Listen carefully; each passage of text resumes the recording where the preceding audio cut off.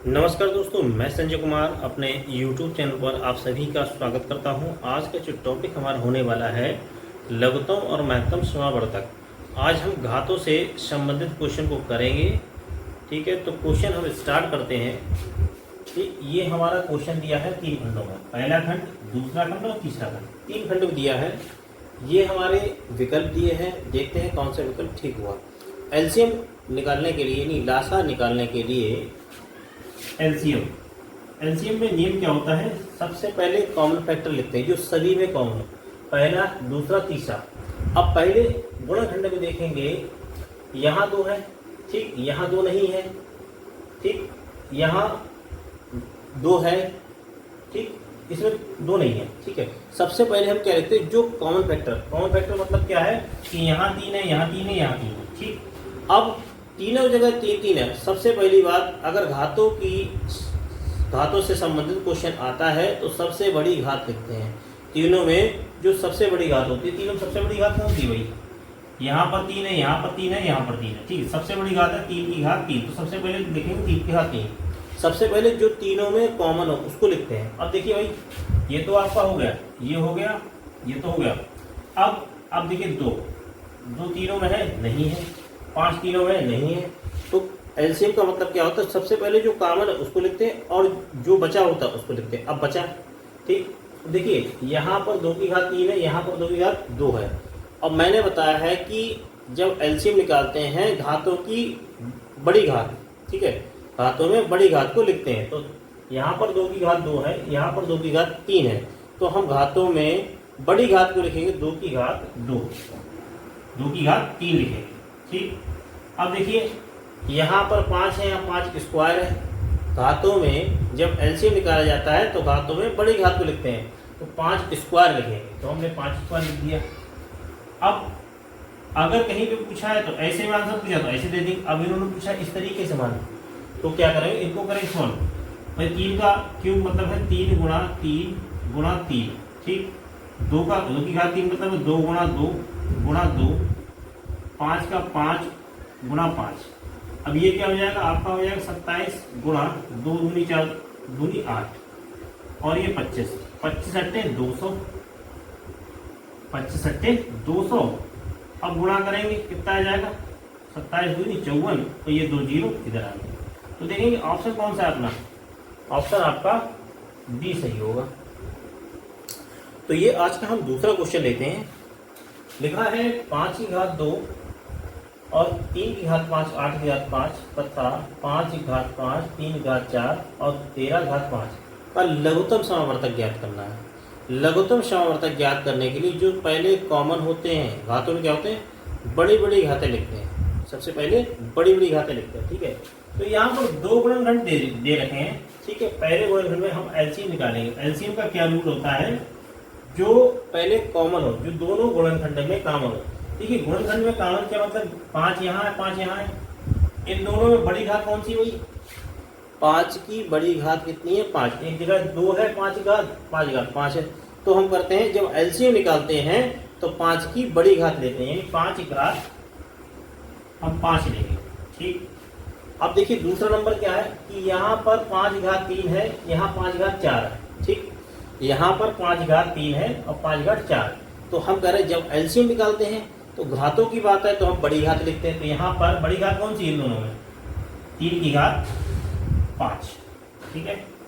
अब 8 यहाँ नहीं है।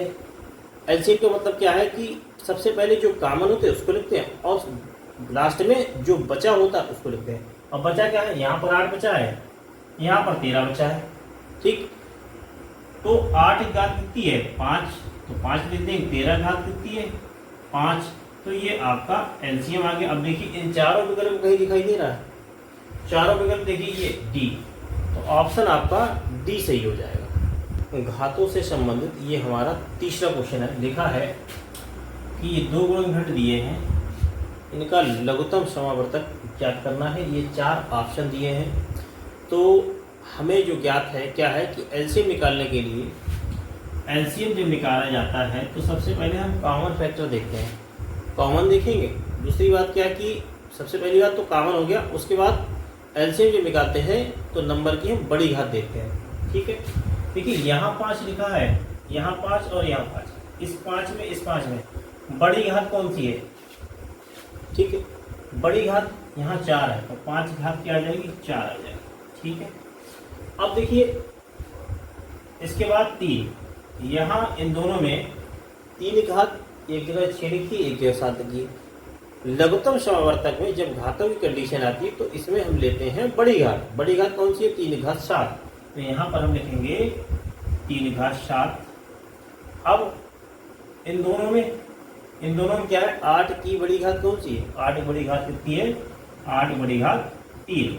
तो ये आपका आंसर आ गया। देखिए इन चारों ऑप्शन में कहीं दिखाई दे रहा है 5 घात 4, ऑप्शन नंबर ए सही होगा। तो ये हमारा आज का चौथा क्वेश्चन है। लिखा है 3 गुणनखंड दिए हैं, ठीक है, ये 3 खंड दिए हैं, हमें एलसीएम निकालना है। एलसीएम निकालने के लिए क्या करेंगे? सबसे पहले कॉमन फैक्टर जो तीनों गुणनखंड में कॉमन होगा और सबसे बड़ी घात होगी। ठीक है, तो सबसे पहले हम लेते हैं 5। 5 की घात यहाँ पर 3 है, यहाँ पर 2 है, यहाँ पर है 4। कितना है? 4। सबसे बड़ी घात देखेंगे, सबसे बड़ी घात क्या दिखाई दे रही है? 5 की घात आपको दिखाई दे रही है 4।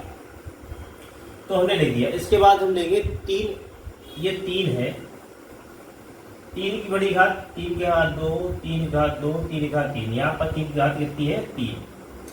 ठीक है, अब आपका बचा है 2। ये देखिए 2 और ये 2 की घात बड़ी कितनी है? 3 है, तो ये आप 2 की घात 3 लिख देंगे, ये आपका आंसर आ गया। अब देखिए कहीं पर दिखाई दे रहा है 5 की घात 4, देखिए 5 की घात 4, 3 की घात 3 और 2 की घात 2। हमने ये पहले लिख दिया है, यहाँ पर इन्होंने बाद में लिखा, तो ये ऑप्शन आपका सी सही हो जाएगा। आज का हमारा 5वां क्वेश्चन है। क्वेश्चन दिया है, देखिए गुणनखंड दिए हैं 1 2 3 4, सेम बेस आधार सेम है, घातें अलग अलग हैं। तो एलसीएम निकालने के लिए हम क्या करते हैं? जो सबसे बड़ी घात होती है, ठीक है, एलसीएम जो निकालेंगे एलसीएम, तो सबसे बड़ी घात कौन सी है? 6 की घात 12, ऑप्शन बी आपका सही हो गया। ये हमारा क्वेश्चन दिया है, इसमें लिखा है 4 घात -5 7 और 12। तो माइनस में दिया हो, एलसीएम जब हम निकालते हैं, एलसीएम निकालने के लिए जो माइनस में सबसे छोटी घात होती है हम उसको लिखते हैं, वो हमारा लासा कहलाता है। अब हम देखेंगे यहाँ पर एलसीएम जब निकालेंगे 1 2 3, इन 3 गुणनखंड में आधार समान है। ठीक, सबसे छोटी घात कौन सी है? सबसे छोटी घात ही बड़ी होती है, तो एलसीएम हमारा होगा 4 घात -5, 4 घात -5। तो ये आपका एलसीएम होगा, ऑप्शन आपका ए सही होगा। ऐसे ही इसमें 4 खंड दिए हैं, आधार समान है, सभी का आधार समान है। हमें एलसीएम निकालना है, तो एलसीएम निकालने के लिए एलसीएम जब निकालेंगे तो हम सबसे छोटी घात देखेंगे। सबसे छोटी घात -2 है, तो 6 की घात -2, यानी आंसर ये हो गया। ऑप्शन में चेक करेंगे तो ऑप्शन में ए ऑप्शन सही होगा। तो ये क्वेश्चन नंबर हमारा है 8वां। यहाँ पर आपको निकालना है माशा। क्या निकालना? माशा। तो माशा निकालने के लिए जब माइनस की कंडीशन दी हो, बेस समान हो, तो माइनस में जो बड़ी घात होती है, माइनस में क्या होती है? जो बड़ी घात होती है वही हमारा माशा हो जाता है। तो देखिए हम HCF निकालेंगे। क्या निकालेंगे? हम HCF हम निकालेंगे HCF। इन दोनों में देखेंगे, यहाँ देखो, यहाँ देखो, यहाँ देखो, सबसे बड़ी घात वही कहाँ दिखाई दे रही है? सबसे बड़ी घात 6 की घात -12, ऑप्शन है कहीं पे? इन चारों में कहीं दिखाई दे रहा है, ऑप्शन ए सही हो जाएगा। अब हम क्वेश्चन लेंगे 9वां। अब यहाँ पर हमें निकालना है HCF। मैं बता चुका हूँ कि माशा में, महत्तम समावर्तक में माइनस में जो बड़ी घात होती है वो हमारा माशा कहलाता है। माशा में सबसे बड़ी घात कौन सी भाई? माइनस में सबसे बड़ी घात कौन सी है? 8 घात -15। तो ये आपका माशा हो गया। देखिए कहीं दिखाई दे रहा है, डी ऑप्शन सही है। तो ये आज का क्वेश्चन हमारा है 10वां। तो देखिए क्या है कि हमें 3 गुणनखंड दे दिए हैं, 3, ठीक है, 3 गुणनखंड दे दिए हैं। जब हम माशा ज्ञात करते हैं, महत्तम समावर्तक यानी HCF, यानी महत्तम समावर्तक HCF, तो घातों की बात आती है। तो घातों में जब प्लस में दी हो तो सबसे छोटी घात लिखते हैं, सबसे छोटी घात देखते हैं और कॉमन चीज देखते हैं।